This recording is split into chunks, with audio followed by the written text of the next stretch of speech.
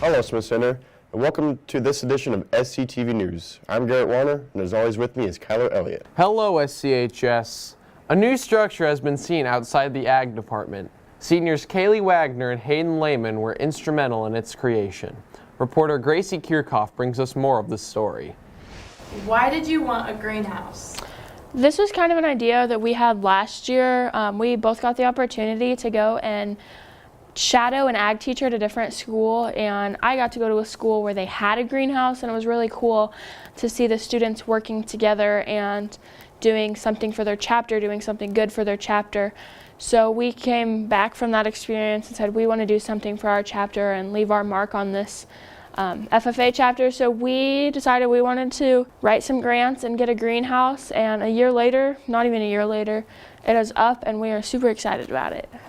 What did you guys do to get the greenhouse approved? Well, first we kind of developed a plan about who would use this greenhouse, who would be able to make use of it and be able to add it to their classrooms, and then we brought it to the principal and then the school board and kind of brought our idea to life, and then we started writing grants to help fund this because that is a major part of it, is being able to get a sustainable greenhouse that will last us a long time. Why do you think it is important? I think this greenhouse is really important to our school and to our community as a whole. In our plan, we kind of realized this is a way for our community to get involved in our school and get involved in our FFA chapter, whether that become just look at what we have to offer in the greenhouse or help us grow different things in the greenhouse. It takes a lot of people to do a project like this, so we've used a lot of different people's expertise in the community, so getting them involved has been super fun. I think it's also really important for kids to know where their food comes from, and this is a real life experience for kids that may not get this outside of school, to see where their food comes from and how it's grown. Like Hayden said, it's like one thing to actually get to see our food comes from and be able to see how it grows rather than just reading about it in a textbook. We are super excited to have this on top of a curriculum inside the classroom so kids can read about it and kids can learn and then go get the hands-on experience at the greenhouse. What an exciting project. FCCLA members are continuing with their star events. Sophomore Ruby Gomel Ostoff chose a project very dear to her heart, and Brendan Hendricks sat down with her for more details.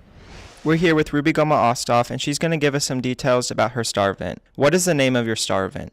It's called Project 363. And why did you choose this topic? My dad's a state trooper, and many troopers and other emergency law enforcement are hurt every year just being struck by vehicles that fail to slow down and move over. And it's a Kansas state law, so I thought that by spreading awareness on this, I could help prevent those accidents from happening. And how can we support you? There's a competition going around the school, so I have facts set up around, and in the morning announcements, I announce that. Just by participating in that would really help support me. That is truly a great project. Students at SCHS are quite busy with many activities. Tinley is here to catch us all up. Hey SCTV, today we're diving into student life. What have Smith Center students been up to? Student Council has been working hard these past few weeks. One of their projects this year was to get TVs hung up in the lunchroom. Students are able to watch the TVs during their lunch period, and the TVs are being used during home events to stream the game while people are eating in the cafeteria, along with being used to cast the concession stand pricing list.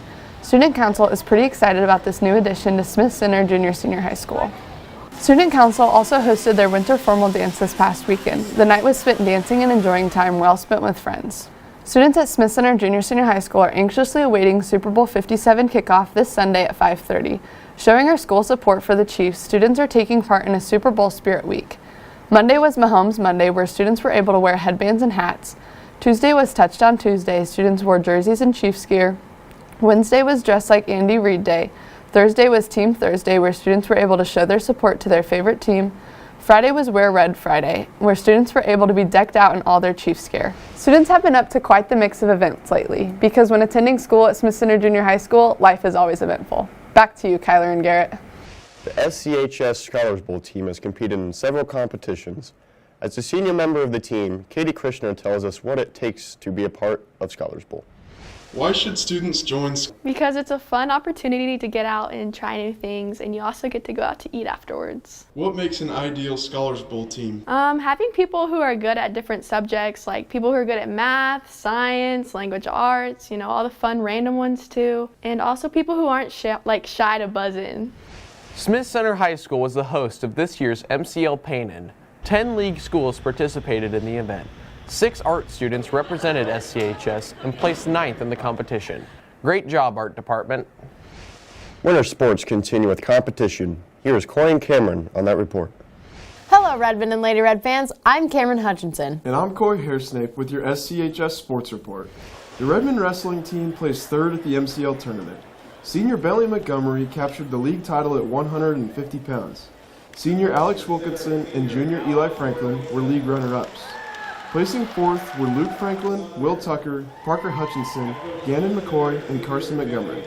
With only a few weeks left, Coach Brock Hutchinson is preparing his wrestlers for success postseason. Way to go, Redmond. As you are approaching the last month of your season, how do you prepare? Oh, good question, Dakota. So what we try to do in wrestling is we build up to try to build on being able to wrestle 6 minutes the entire time with little to few breaks inside of wrestling. Now I know it's only 6 minutes, but it's a very big grind for 6 minutes. So we start doing a little lactic acid training. We start doing some high sprints, 10, 15 second sprints.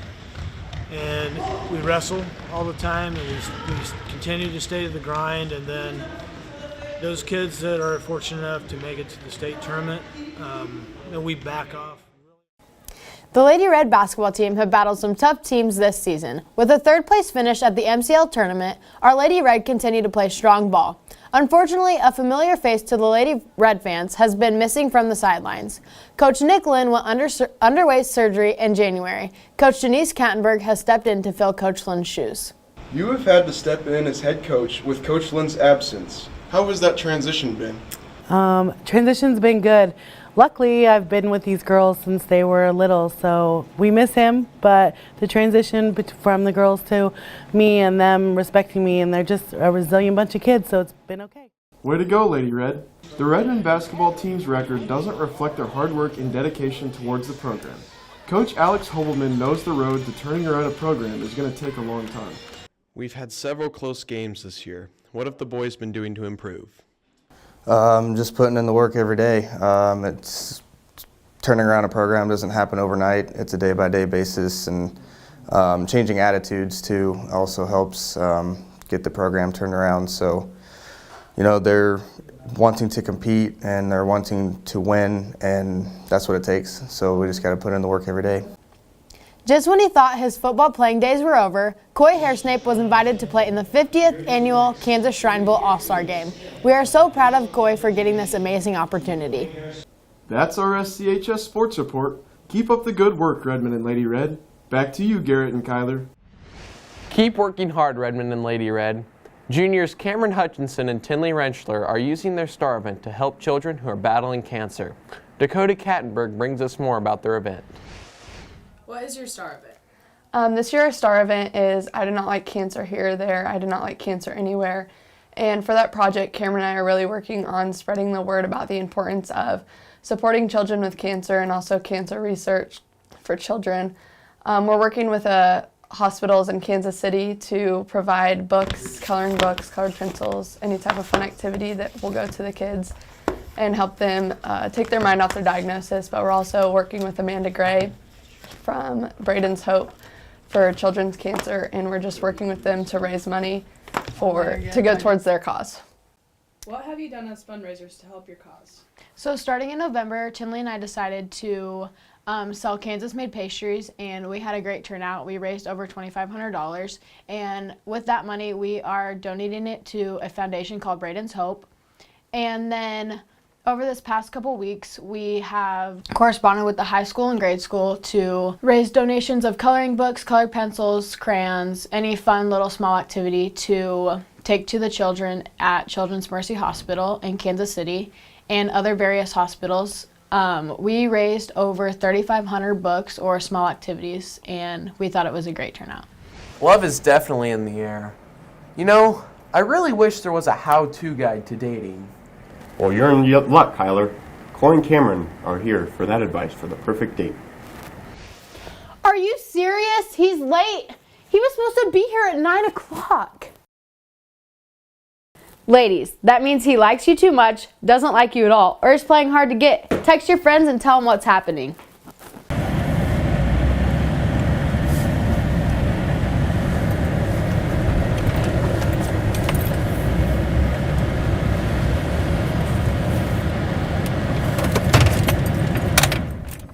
To start, make sure you gentlemen are extra late.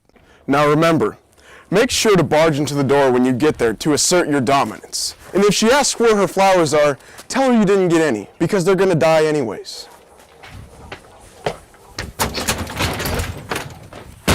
What's up? Last but not least, make sure not to open any doors for her. She's got 2 arms for a reason.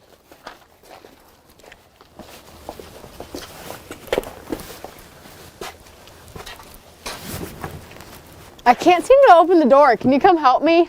Nah, it's a little hard to open sometimes. Just use both hands.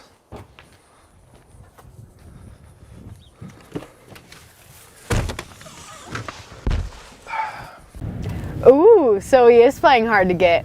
Ladies, it's okay if he's a bit mysterious. That's why you're on the date. After all, you're just getting to know him better.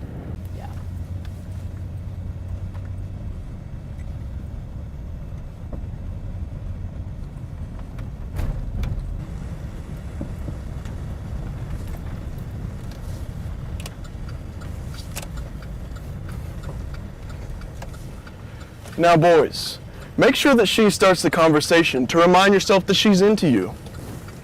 So, what type of music do you listen to? I prefer country. Give me fuel, give me fire, give me that which I desire.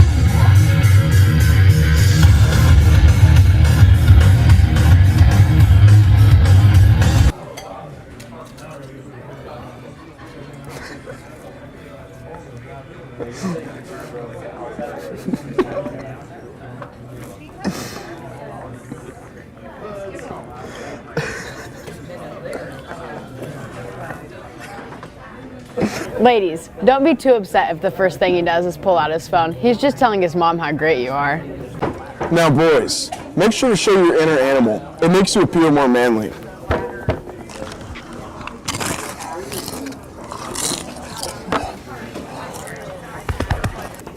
If you're looking for your wallet, it's fine. I can just pay.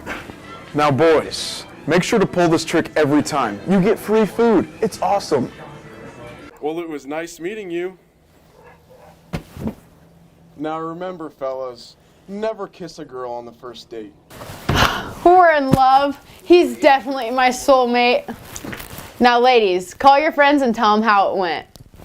I'm not quite sure that's the best advice. What are you talking about? That seemed like the perfect date to me. Members of the SCHS Forensics have begun their season. 6 events have already qualified for state champs in May. Coach Marsha Allen works hard with the students, preparing them for their pieces. Believe us, we know. What are your expectations for this year? Expectations that kids have fun, and if you're talking about trophy expectations or whatever, that just goes, we take what we can get. For state, we can only take 16 entries, so of course we want to bring home trophies there at every time, but for everybody to learn something, that's my expectations. Can students still join? I take kids the whole season. We've got the longest season of any extracurricular. We actually, competition starts in January and doesn't end till the end of April, so yeah. We've got some kids that will be starting as soon as basketball's over.